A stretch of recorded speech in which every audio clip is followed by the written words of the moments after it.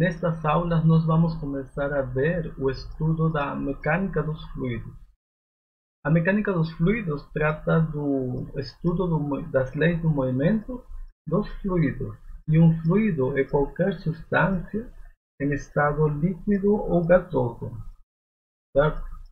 Os fluidos apresentam a propriedade de escoar muito facilmente perante esforços tangenciais de cisalhamento.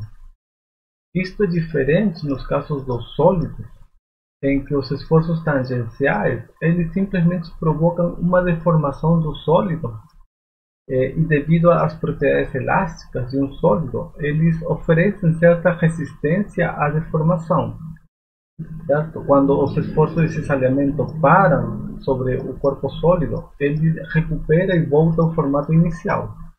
Certo? Então, o sólido oferece uma resistência à deformação e não escoa facilmente.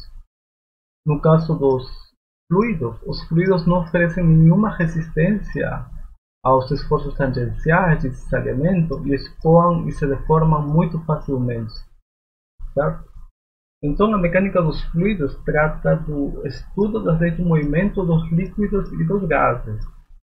E nós vamos dividir a mecânica dos fluidos em duas partes. A primeira parte é a hidrostática, que trata das condições de equilíbrio estático de um fluido. Quais que seriam as condições para manter um fluido parado em equilíbrio estático? Na segunda parte, a gente analisa a hidrodinâmica, que tem a ver com o estudo de fluidos em movimento, escoando. E aí a gente vai ver quais que seriam as condições, né, as forças externas ou internas, para manter um fluido escoando com certa velocidade. Então, nesta parte hidrostática, nós queremos chegar a ter as condições necessárias para manter um fluido em equilíbrio estático, manter um fluido parado. E para começar a fazer o estudo da hidrostática, nós vamos começar revendo o conceito de pressão de uma força. Do ensino médio, vocês lembram que a pressão de uma força sobre uma superfície é a força dividida pela área dessa superfície? Mas eu vou tentar explicar um pouquinho melhor e fazer algumas diferenças da pressão com o cisalhamento. Tá? Bem, então, dar uma força que se aplica sobre uma superfície, né, essa força pode gerar um esforço normal sobre a superfície. Esse esforço normal é o que a gente denomina de pressão da força. No entanto, essa mesma força também pode exercer um esforço tangencial sobre a superfície. Esse esforço tangencial a gente denomina de cisalhamento. Okay? Um esforço tangencial. Bem, isso é devido a que esta força ela pode atuar de duas maneiras distintas sobre a superfície. Né? Neste caso, a gente vê que essa força está sendo aplicada, mas fazendo um ângulo com a superfície. Né? Então, essa força tem certa componente normal, né? Essa componente perpendicular sobre a superfície, né? Que seria isso aqui. E a força também tem uma componente tangencial sobre a superfície. Né? Então, a gente pode decompor essa força nessas componentes. Certo? A primeira componente é perpendicular, é uma componente normal à superfície. E a outra componente da força é tangencial, é paralela à superfície. Certo? Nós vamos denominar a pressão, então, a pressão é o esforço normal. Isso quer dizer que a pressão é a força normal dividida pela área da superfície. Né? Então, a pressão não é força por área, é força normal ou componente normal da força. Né? É a componente perpendicular da força sobre a área. Isso que é a pressão. Okay? Mas existe também uma componente tangencial, que faz um esforço sobre essa superfície. E essa componente tangencial, então, vai realizar um cisalhamento. Certo? Esse esforço tangencial é chamado de cisalhamento. Então é a força tangencial, ou a componente tangencial da força, né? Dividida pela área. Ok? Então existem dois tipos distintos de esforço. Um esforço normal sobre a superfície tenta apertar, comprimir essa superfície, né? Uma pressão. Mas também existe um esforço de cisalhamento, que não tenta comprimir, apertar a superfície, sino que paralela à superfície tenta arrastrar e levar consigo a superfície. Né? Então são dois esforços muito distintos entre si. Certo?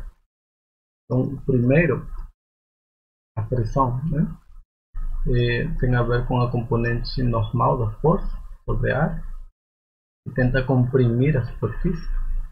O cisalhamento a gente vai denominar por esta letra tal, e é a componente tangencial da força, né, sobre a área. A pressão tenta comprimir a área, a superfície,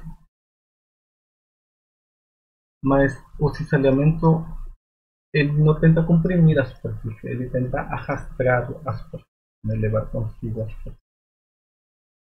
Ok? Então, são dois esforços de natureza muito distinta. Então, tendo discutido estes dois tipos de esforços, né, a pressão e o cisalhamento, a gente agora vai discutir a pressão hidrostática. Está relacionada com a pressão que um fluido em equilíbrio hidrostático, né, exerce sobre um corpo que está imerso dentro dele. Ok? Então, aqui a gente tem um fluido, né, em equilíbrio, ou seja, tem velocidade zero, né? E dentro deste fluido a gente está colocando um corpo, que seria este corpo aqui, um paralelepípedo, né? E este corpo, então, quando está dentro do fluido, ele sente uma força devido ao resto do fluido, né? Existem esforços, né, do fluido sobre esse corpo, sobre a superfície desse corpo, né? Bem, então a gente viu, né, que existem esforços de pressão ou esforços de cisalhamento, que vêm de forças normais à superfície ou forças tangenciais, ok? Vamos supor que este corpo, este fluido, esteja em movimento. Um fluido em movimento, ele tenta levar consigo os corpos que estão dentro dele. Se a gente coloca uma superfície dentro de um fluido, pela viscosidade do fluido, o fluido tenta se grudar à superfície e tenta, se o fluido está em movimento, tenta arrastrar e levar consigo essa superfície. Certo? Então, pela viscosidade, o fluido se gruda na superfície e tenta arrastrar o corpo, exercendo um esforço de cisalhamento, um esforço tangencial. Então, digamos que este fluido, se ele estivesse se movendo, né, escoando para cima, esse fluido vai exercer certos cisalhamento, né, certo esforço tangencial sobre a superfície, tentando levar ele para cima, né, se o fluido estivesse em movimento. Mas se o fluido estivesse em movimento para a direita, né, todo o fluido estivesse em movimento para a direita, não seriam os esforços tangenciais assim, senão seriam dessa forma, né, tentando levar ele para a direita. Certo? No entanto, um fluido que está parado, ele não está escoando, não se move. Como não se move, então não existem forças de cisalhamento sobre esse corpo. Certo? Se ele estivesse se deslocando o fluido, aí sim ele tenta arrastar e levar consigo a superfície. Mas um fluido em equilíbrio que tem velocidade zero, um fluido em equilíbrio não exerce forças de cisalhamento sobre o corpo. Ou seja, não existem estes esforços de cisalhamento para um fluido que está parado. Então, não existem esforços de cisalhamento e somente existem esforços normais de pressão. Tá? Então, sobre esta superfície, o fluido vai exercer uma força normal à superfície, né? Uma pressão. Sobre esta superfície vai exercer uma pressão perpendicular à superfície, né? Aqui também. E aqui também. Certo? O fluido somente exerce pressões, não exerce cisalhamento no caso em que o fluido está em equilíbrio. Certo? Está parado, ele não escoa e não exerce cisalhamento na superfície. Somente exerce pressões na superfície. Ok? Então, aqui a gente tem, digamos, uma pressão P1, aqui uma pressão P2, P3 e P4. Tá? E vocês notam aqui que eu estou desenhando que as pressões são distintas em cada cara, em cada face desse paralelepípedo. Por quê? Porque, em geral, a gente sabe que a pressão depende do ponto onde a gente está medindo essa pressão. Certo? A pressão num ponto do fluido vai depender de onde que está esse ponto do fluido. E eu estou desenhando dessa forma aqui, que a pressão P4 é muito maior que a pressão P1, porque nós sabemos que conforme a gente está mais dentro do fluido, a pressão aumenta. Então, esta face de embaixo, que está mais no fundo, vai experimentar uma pressão maior do que esta face que está aqui acima, porque esta aqui está mais para cima. Tá? Isso a gente sabe da experiência, né? Conforme a gente se adentra dentro de um fluido, a pressão do fluido aumenta. Tá? Okay? Isso a gente sabe da experiência. Então, digamos, a gente tem aqui um ponto dentro do fluido, né? Numa profundidade H. Então, se a gente aumenta H, a pressão desse ponto vai aumentar. Ok? Então, a gente pode esperar que a pressão aumenta linearmente, talvez. Aqui seria uma possibilidade, que aumenta como uma reta, né? A maior altura, maior pressão. Pode ser, no entanto, que a pressão aumente de uma forma mais devagar, assim. Aumenta mais lentamente com a altura. Ou pode aumentar mais rapidamente, assim, né? Então, a pressão sempre vai aumentar conforme a gente aumenta a profundidade. Mas qual seria o comportamento exato, né? Isso que a gente tem que encontrar. Qual que vai ser o comportamento da pressão conforme a gente muda de posição dentro do fluido. Tá? E a gente vai ver que esses dois comportamentos não são válidos. O comportamento real é que a pressão aumenta proporcionalmente à altura. Aumenta como uma reta. Tá? A gente vai ver que a pressão neste ponto P, neste pontinho aqui embaixo, vai ser igual à pressão acima, né? Vai ser a pressão P0 mais ρ de H. Então a pressão aumenta proporcionalmente à profundidade, ok? Então a maior profundidade, maior pressão. É isso que eu estava colocando aqui, né? A maior profundidade, a gente vai ter uma maior pressão, certo? P2 e P3 nesse caso são quase iguais porque estão na mesma altura.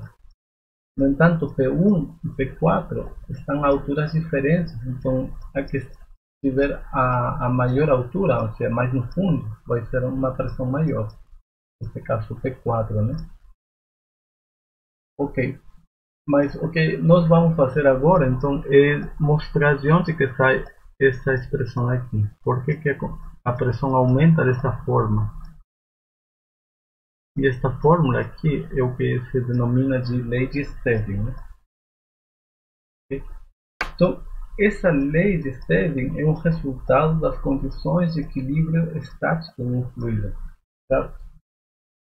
Tem que ser desse jeito, a pressão tem que aumentar com a profundidade para que com isso a gente consiga manter em equilíbrio qualquer elemento do fluido. Certo? A gente está falando que o fluido está em equilíbrio, então todas as forças do fluido se anulam e qualquer porção do fluido que a gente escolhe vai estar em equilíbrio. Então, se a gente analisa qualquer porção do fluido e vê as forças sobre essa porção, a gente sabe que para que ele esteja em equilíbrio, a soma de forças tem que ser zero, né? Então, esta aqui é a condição básica de equilíbrio, né?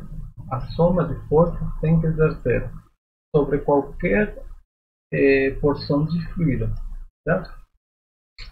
Porque uma porção do fluido, ele vai ter forças externas, digamos, pode ter força devido à gravidade, né? Essa porção do fluido tem um peso, então vai ser atraída pela Terra. Mas além dessas forças externas, existem forças internas, ou seja, esse fluido é um pedaço do fluido e o resto do fluido exerce uma força sobre ele, certo? Então existem forças do fluido sobre esse pedaço do fluido. Essas forças são forças internas, certo? Então, aqui a gente está desenhando um elemento do fluido, né? Então, sobre este elemento do fluido, o restante, esta parte aqui do fluido, vai exercer força sobre ele, além das forças externas devido à gravidade, né? Então, o mais fácil aqui é primeiro fazer colocar qual que é a força externa, né? Neste caso, a força externa é a força de gravidade, aqui, né? A força de gravidade, que vai ser a massa desse elemento, desse G, né? E a força de gravidade vertical para baixo, né? E para que exista, então, equilíbrio, a gente tem que a soma de forças tem que ser zero. Mas a soma de forças é a soma de forças internas, certo? Com a soma de forças externas. Todas as forças, as internas devido ao resto do fluido e as externas devido ao campo gravitacional, têm que se anular, certo? Ou seja, a soma das forças internas sobre o fluido tem que ser o negativo da soma das forças externas, né? Passando este somatório para lá, fica menos. Ou seja, a soma das forças internas vai ser menos. Neste caso, a força externa é a força de gravidade, né? É somente a força de gravidade. Então, a soma das forças externas é somente a força de gravidade. E a soma de forças internas tem que ser o negativo da força de gravidade. Isso que vai ser importante. Ou seja, a soma, o somatório, né, das forças internas devido ao resto do fluido sobre esse corpo tem que ser menos a força de gravidade. Porque a força de gravidade é para baixo. Então o negativo da força de gravidade vai ser para cima. Vou colocar dessa forma. Ou seja, quando a gente soma as forças internas devido ao resto do fluido sobre esse pedaço, essa soma de força tem que ser igual a uma força resultante para cima, certo? E se a gente lembra, né, o resto do fluido só vai exercer uma força sobre este pedacinho, que são esforços normais, né? O resto do fluido vai tentar comprimir o volume desse pedaço, desse elemento, dessa porção do fluido. Mas aqui a gente vai somar então essas forças internas e a soma delas tem que ser vertical e para cima, para que se equilibre com a gravidade. Isso quer dizer que as, as forças de baixo para cima têm que ser maior, certo? Para que quando a gente some todas estas forças, as forças que estão embaixo, como são maiores, elas superam as forças de cima que vão para baixo. Então a força resultante é para cima, certo? Então isso aqui explica por que a gente tem que ter pressões maiores no lado de baixo e pressões menores no lado de cima, né? Então aqui a gente tem uma pressão alta, né? E aqui a gente tem uma pressão baixa, certo? Por que tem que ser isso? Para que a soma das pressões, né, das forças sobre esse pedaço, sobre esta porção do fluido, seja tal que a força da pressão de baixo supere a pressão de cima, né? e a resultante seria uma força para cima. E com isso a gente consegue que as forças internas das pressões, né, se equilibrem com a força de gravidade, que é para baixo. Então, um corpo, eh, quando a gente analisa uma porção do fluido, a pressão no lado de baixo é maior para que quando a gente some as pressões, a pressão de baixo supere a pressão de cima e tenhamos uma resultante vertical para cima. E quando a gente soma a força externa de gravidade, essa força interna se anula com a força de gravidade e a gente consegue ter que essa porção do fluido esteja em equilíbrio e as forças dele sejam zero. Ok? Então, essa aqui é a explicação de por que a pressão tem que aumentar com a profundidade. Por que a pressão aqui, mais no fundo, é alta e a pressão mais acima é baixa. Okay? Isso aqui é um argumento qualitativo, mas agora a gente vai mostrar de onde que sai essa fórmula. Por que a pressão tem que aumentar proporcionalmente à profundidade. Ok? Poderia aumentar com o quadrado, como uma parábola, né? Mas não, é linear com a profundidade. Para fazer isso, a gente vai analisar então aqui um fluido que está parado, né, estático. E dentro deste fluido, nós vamos considerar uma porção do fluido que tem uma forma de paralelepípedo. Okay? Este aqui não é um corpo externo, é um pedaço do fluido mesmo. E a gente vai ver que as forças sobre ele se anulam, né? E tem que se anular em todas as direções, na direção X, Y e Z. Aqui a gente vai fazer o análise na direção X. Tá? Então, na direção X, as forças têm que se anular. Forças internas com as forças externas. Bem, a força interna, então, é devido às pressões do resto do fluido sobre esta porção do fluido. Tá? Então aqui a gente tem este elemento, né? E vamos analisar a força na direção X. Ok? Então, este aqui é a posição X. Este aqui está na posição X mais diferencial de X. Certo? Este aqui está na altura Z. Este ponto aqui está na altura C mais diferencial de Z, delta Z. Né? E a gente vê então que a força em X tem a ver com a pressão nesta superfície menos a pressão nesta superfície aqui. Ok?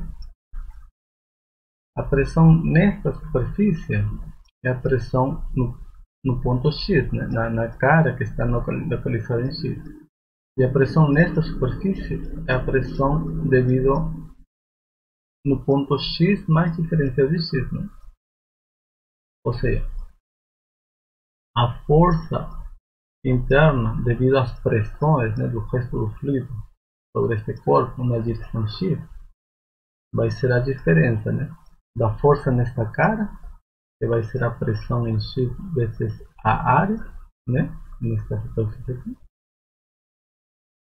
aqui, menos a força esta aqui que vai para a esquerda. E a força devido a esta pressão vai ser essa pressão, né, em X mais diferencial de X vezes a área. Okay? A diferença dessas pressões de um lado e do outro vai dar uma força resultante na direção X. Bem, então a gente pode escrever a força interna em X fatorando a área A e colocando um sinal menos em evidência aqui na frente. A gente vai ter que a diferença das pressões, né? Na posição X mais delta X menos a pressão em X. Tudo vezes a área é a força interna. A gente pode lembrar aqui, vamos utilizar nosso conhecimento de cálculo, certo? Da derivada. Nós vamos lembrar aqui a definição da derivada de uma função. A derivada da pressão que depende de x, respeito de x, vai ser este limite. Limite quando delta x vai para zero da pressão em X mais ΔX menos a pressão em X dividido por ΔX. Esse ΔX é um H, né? Só que eu vou utilizar H para outra coisa, então não vou colocar aqui H. Esta aqui é a definição da derivada. Mas se ΔX é pequeno, como a gente está supondo, esse aqui é um pequeno elemento do fluido, a gente pode esquecer do limite e simplesmente colocar assim. A derivada é aproximadamente a diferença das pressões, né? Dividido pela diferença da distância entre os pontos. Ou seja, a diferença das pressões, né?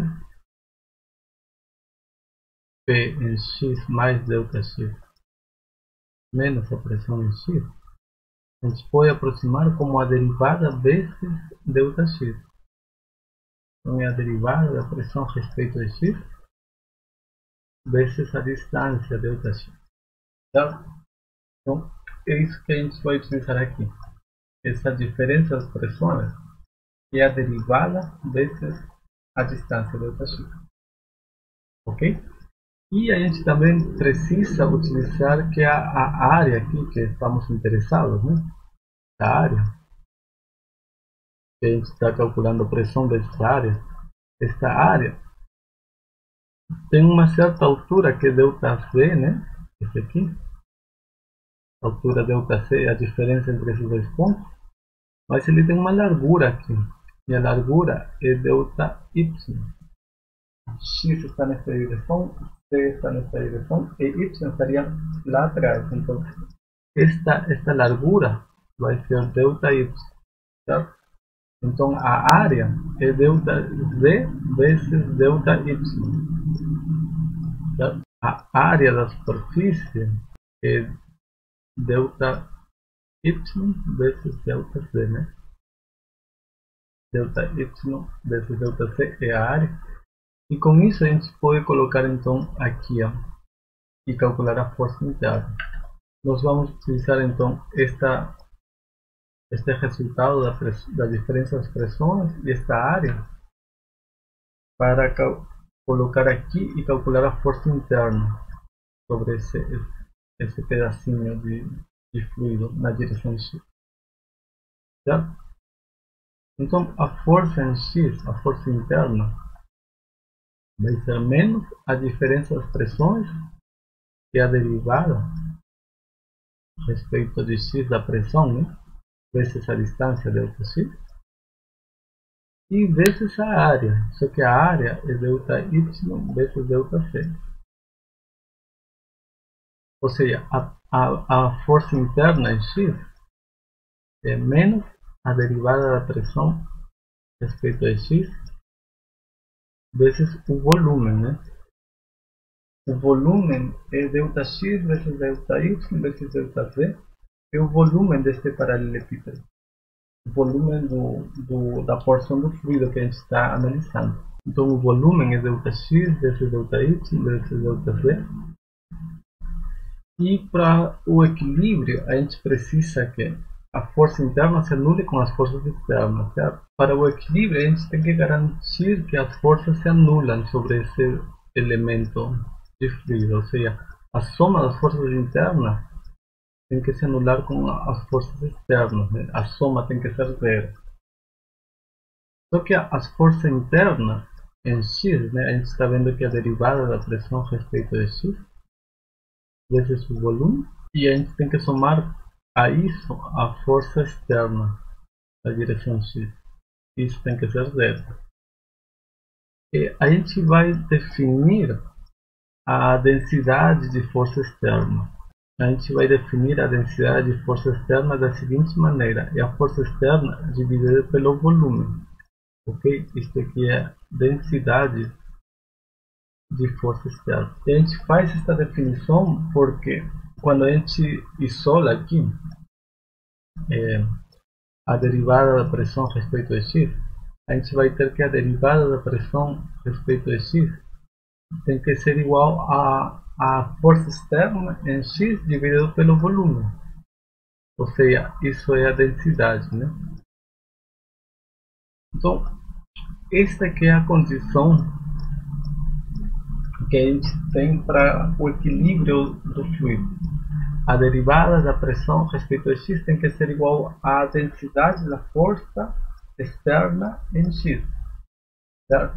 Isto nos diz que a gente tem uma força externa, como tem que se acomodar as pressões no fluido para compensar essa força externa e conseguir anular essas forças sobre o fluido e obter que ele esteja em equilíbrio. Se a gente não tem nenhuma força externa, a derivada da pressão é zero e ela é uma constante, não muda, ela é a mesma em todos os pontos. Certo? Mas se a gente tem uma força externa, esta condição nos diz que as pressões não vão ser iguais em todos os pontos, não vai ser uma pressão uniforme, constante em todo o fluido. Se existe uma força externa, isso vai implicar que a gente tem que reacomodar as pressões para conseguir equilibrar essa força externa e conseguir que todo o fluido esteja em equilíbrio. Ok? Essa aqui é a condição de equilíbrio. Nos diz como muda a pressão, como tem que mudar a pressão, dada uma força externa sobre o fluido. Certo? E esta condição, então, a gente obteve para a direção x, mas para a direção y e z é a mesma. A gente pode repetir tudo isso na direção y e z, e a gente vai chegar nas mesmas equações. Okay? Então, analogamente, né, fazendo a mesma coisa, então analogamente a gente tem as condições de equilíbrio em y e z, que vão ser que a derivada da pressão em y tem que ser igual a componente y da densidade da força externa, e em z a gente vai ter que a derivada da pressão em z, né, vai ser igual a componente em z da densidade de força externa. Certo? Dada a força externa, a gente tem como tem que mudar a pressão, né? A gente sabe qual que tem que ser a variação da pressão, a derivada. Como que tem que mudar a pressão de ponto para ponto para equilibrar essa força externa. Ok? Então, no nosso caso, a gente tem uma força externa sobre este elemento que vai ser a força-gravidade. E a força-gravidade, ela tenta levar essa porção do fluido para baixo. Então a força externa somente tem componente em Z e é negativa, é para baixo. Não tem componente em Y, não tem componente em X, certo? Nem em X nem em Y. Só tem componente em Z. Então, no caso do campo gravitacional, né, em que a força externa é a força gravitacional, a gente tem o seguinte: no caso da força externa ser a força-gravidade, temos que a força-gravidade vai ter essa forma. Tem componente zero em x, né? Zero em y, e tem componente negativa em z, e o valor vai ser o peso, o valor da massa vezes a aceleração da gravidade. Com isso, a gente tem que a densidade de força, né? O F minúsculo, que é a força externa dividido pelo volume, né? A densidade é a força pelo volume, vai ser 0,0 e a gente tem que dividir isto pelo volume. Então a gente vai ter que dividir a massa pelo volume e multiplicar por G. Ou seja, e quando a gente divide a massa dessa porção do fluido pelo volume dele, massa por volume é densidade. Então a força externa, a densidade de força externa vai ser 0,0 negativo aqui da densidade, massa por unidade de volume vezes a aceleração da gravidade. Ou seja, quando a gente coloca aqui a componente x vai ser 0 da densidade, a componente y da densidade tem que ser 0, e a única que não é 0 é a componente z. Então essa componente z da densidade tem que ser menos OG, né? Certo? Ou seja, a derivada da pressão em x tem que ser 0, porque essa componente é 0. Isso implica que a pressão não depende de x. A derivada da pressão em Y também é zero, porque esta componente é zero em Y. Então a pressão não depende de Y e a pressão somente depende de Z. Então, você tem que satisfazer esta condição, certo? Então, neste caso, a pressão somente é uma função de Z e temos que ela satisfaz o seguinte: a derivada da pressão a respeito de Z é, é a componente Z desta densidade, ou seja, é menos a densidade ou, né, do líquido vezes G. Esta aqui é a condição de equilíbrio no campo gravitacional do fluido, certo? Bem, então a gente com esta aqui é uma equação que nos diz qual é a derivada da pressão e a gente precisa resolver esta equação para encontrar qual que é a pressão, não a derivada, certo? Então daqui a gente pode escrever da seguinte maneira: que o diferencial de pressão vai ser menos OG o diferencial de Z. E aqui a gente pode integrar, tá? A gente integra desde uma pressão P0 a uma pressão P, e desde uma altura Z0 até uma altura Z, digamos. Tá? Quando a gente integra deste lado aqui, simplesmente fica a pressão, né, avaliada em P menos em P0, então fica P menos P0 do lado esquerdo, e do lado direito a gente vai assumir que a densidade é constante. Certo? A gente vai assumir aqui que estamos trabalhando com líquidos que são incompressíveis, então possuem densidade constante, certo? Então esta densidade ρ pode sair daqui. E nós vamos supor que estamos trabalhando em alturas pequenas, certo?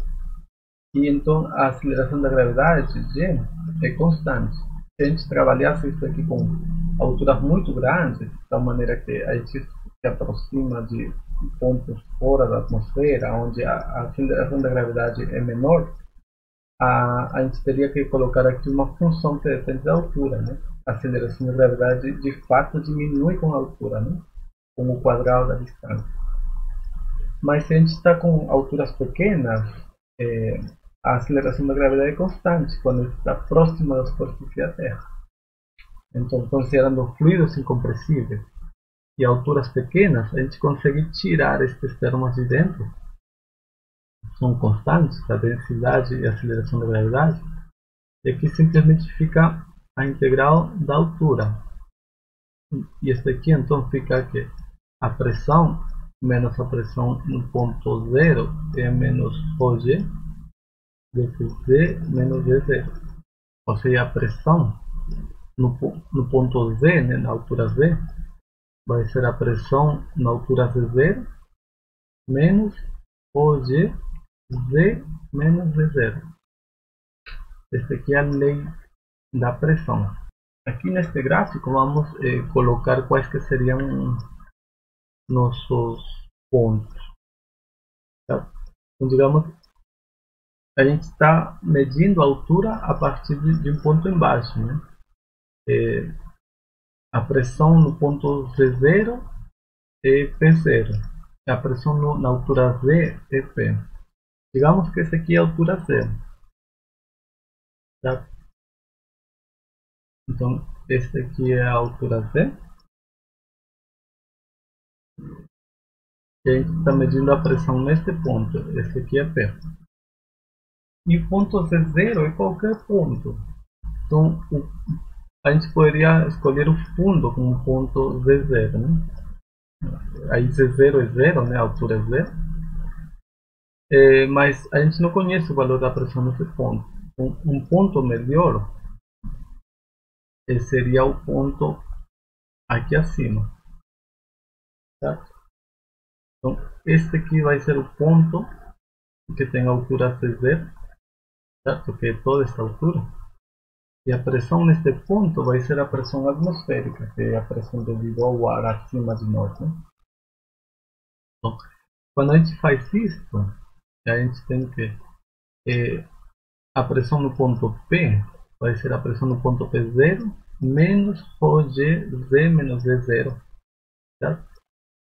Mas a gente aqui nota que esta altura aqui, esta altura H, esta profundidade H, é Z0 menos Z, né? Tá? Se a gente pega toda esta altura Z0 e tira esta altura Z, temos esta altura H. Então, quando a gente reescreve esta fórmula da seguinte forma, a pressão P é P0 mais G, este menos entra aqui, então em vez de Z menos Z0 fica Z0 menos Z. A gente estaria tendo que a pressão vai ser a pressão no ponto P0 aqui acima, né?